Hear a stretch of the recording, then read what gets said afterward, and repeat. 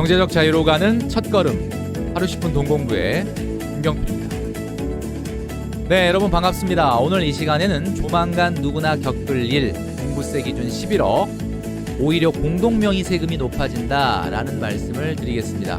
시작하기 전에 먼저 구독과 좋아요 그리고 알람 버튼까지 꾹 눌러주시면 좋겠습니다.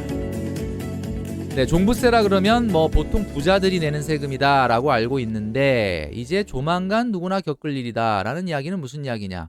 종부세 기준이 공시가격 11억으로 상향돼서 결정됐습니다. 그동안에 설왕설래가 굉장히 많았죠. 자, 지금의 서울의 중위가격 아파트 가격이 11억 원입니다. 그리고 공시가격 11억이라고 한다면 시세로는 한 15억 정도 되는 아파트부터 종부세가 적용될 수도 있다, 이런 이야기인데, 사실 그동안의 집값 상승 기조라든가 그 상승률을 놓고 봤을 때는 사실 너무 많은 사람들이 종부세를 향후에 내게 되지 않겠느냐라고 하는 우려가 있다라는 거죠.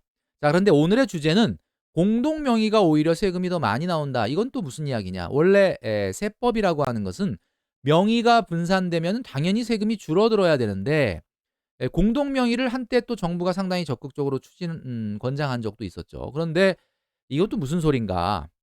자, 우리가 종합부동산세의 계산 프로세스를 내가 꼭 알아야 될까라고 생각할지 모르지만, 언젠가 우리에게 닥칠 일일 수도 있고, 세금이 어떤 방식으로 계산되는지를 한번 알아볼 필요가 있을 것 같습니다. 자, 공시가격이라는 게 있죠. 우선 공시가격을 가지고 계산한다라고 했는데, 공시가격은 어디서 조회를 하는 거냐? 자, 공시가격은 국토교통부 공시가격 알림이라고 하는 사이트에서 누구나 조회할 수가 있습니다.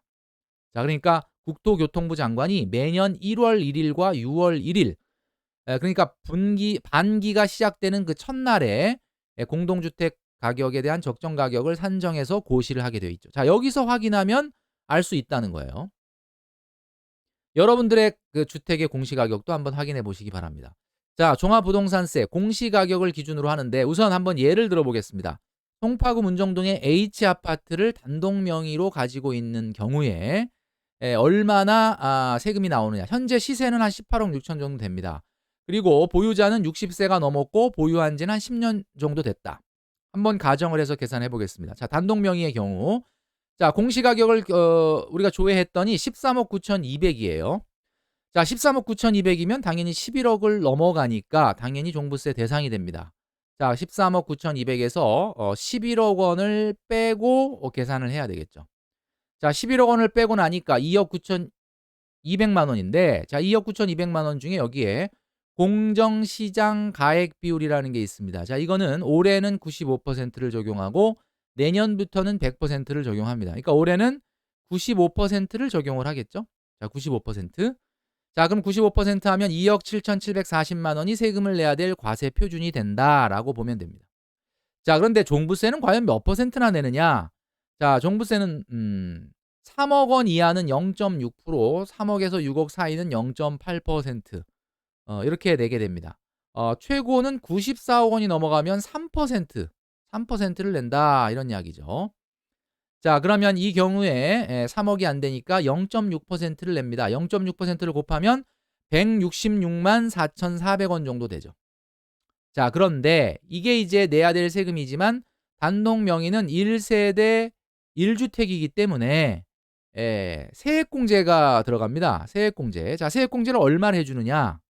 자, 바로 1세대 1주택 종부세 공제율이라는 게 있는데, 우선 고령자 공제가 있고 장기 보유 특별 공제가 있습니다. 자, 고령자 공제 같은 경우는 지금 이 경우에는 60세니까 20%를 공제해 줍니다. 그리고 10년 보유했다고 하니까 40%를 공제해서 총 60%를 공제받게 된다.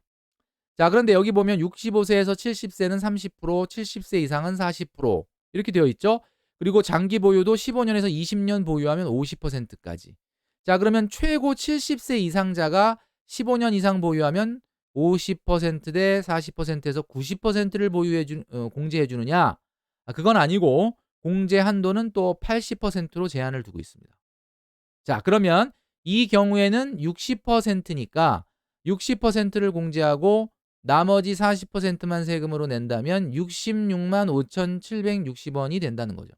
자, 여기서 우리가 기억해야 되는 것은 이게 재산세가 아니라는 거예요. 재산세는 재산세대로 다 내고 추가적으로 내는 게 종합부동산세죠. 자, 그렇다면 66만 5,760원이 또 내야 될 세금이냐? 그렇지 않습니다. 여기에 농어촌 특별세의 20%를 더 부과해서 1.2배를 내야 됩니다. 그러니까 최종적으로 79만 8,912원이 되는 거죠. 자, 그러면 단독 명의자의 경우, 이 경우에 한 80만 원 정도가 종부세로 최종적으로 내게 된다라는 이야기입니다. 자, 그런데 단독 명의가 아니라 대부분의 공동 명의는 어떻게 되느냐? 이 경우가 만약에 공동 명의로 돼 있다면 공시가격 13억 9,200이죠. 13억 9,200에서 공동 명의는 인당 6억씩 기본 공제를 해주니까 12억 원을 공제해 줍니다. 그러니까 당연히 명의가 공동 명의면 기본 공제 금액이 크겠죠. 자, 그래서 1억 9,200만 원 정도가 세금을 내야 될 과표인데 거기서 공정시장 가액 비율인 95%를 곱하면 1억 8,240만 원이고, 자, 여기서 아까 그 세율을 곱하면 인당 과표니까 이걸 뭐 둘로 나누면 9,120이고 뭐 그냥 하나로 보면 1억 8,240인데 여기에 0.6을 곱하면 9,120만 원에 0.6을 곱하면 54만 7,200원이고요. 이것을 두 명이 내니까 곱하기 2배를 하면 109만 4,400원. 그러니까 아까 166만 원보다 훨씬 적죠. 당연히 적어야 되는 게 맞아요. 공동명의가. 자, 그런데 공동명의 같은 경우는 1세대 1주택이 아니라는 겁니다. 공동명의는 1세대 1주택이 아니. 그래서 아까 얘기했던 고령자 공제라든지 장기보유 특별공제를 안 해준다. 자, 그러니까 농어촌 특별세인 20%가 더해지면은 131만 3,280원.